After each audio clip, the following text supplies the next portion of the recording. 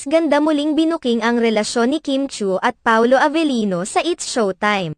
Muling naging makahulugan ang mga banat at tanong ng unkabogable star na si Vice Ganda sa kanyang co-host na si Kim Chiu. Matatandaan na noon pa mang hindi pa inaamin ni na Kim Chiu at Sian Lim ang kanilang paghihiwalay ay nagbibigay na ng mga pahiwatig si Vice Ganda sa pamamagitan ng mga makahulugang banat at tanong niya kay Kim Chiu. Muling naging makahulugan ang pabirong tanong ni Vice Ganda kay Kim Chiu sa kamakailang episode ng It's Showtime nitong March 13, 2024. Sa segment na Karaw Kids ng It's Showtime, pinahulaan ng mga staff sa mga host ang kanta ng this band na hindi na nga. Kaagad naman itong nahulaan ni Shan kaya naman nagkanya-kanyang steal ang mga host at nag-iisip ng mga maling sagot. Isa sa mga nakaisip ng maling sagot ay si Kim Chiu, pahayag ni Kim hindi nga. Kaagad namang nakapag-isip ng kalokohan si Vice Ganda at ginamit ang sagot ni Kim